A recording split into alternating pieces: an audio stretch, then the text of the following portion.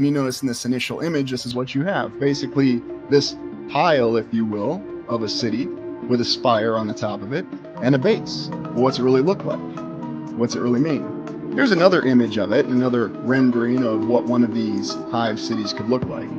And what we have from the Warhammer 40k lore, which very likely matches what likely really happened in the distant past in previous civilizations. And no, I don't just think it's the 4th era that had hive cities. They could have gone all the way back to the 1st era for all we know. But in any event, they lost their ability to exist in balance, and the capacity of these cities to exist with that delicate balance, in other words, getting rid of their waste and managing what I like to say is that delicate balance with the natural environment, like we see with the Star Force. People always ask me what I mean by that. Well, it's the ability to exist in balance with your natural environment. You're taking the resources that you need, you have the ability to sustain yourself, and then you're not creating waste. Yes, there is something to that thought. It's not just a plug line.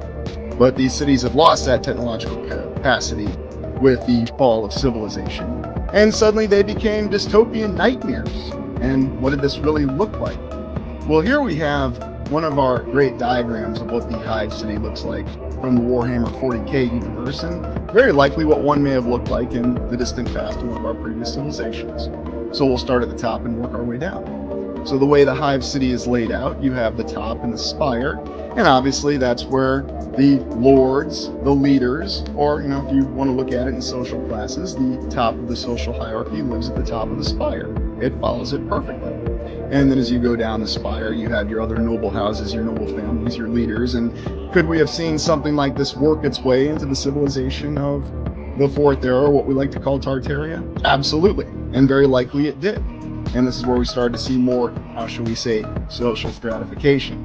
Things breaking up and people wanting to be better than other people, instead of actually existing in more of a balance where everybody decided what it is they wanted to do and pursued what they wanted to do. Suddenly you had forced and assigned roles. It was very different.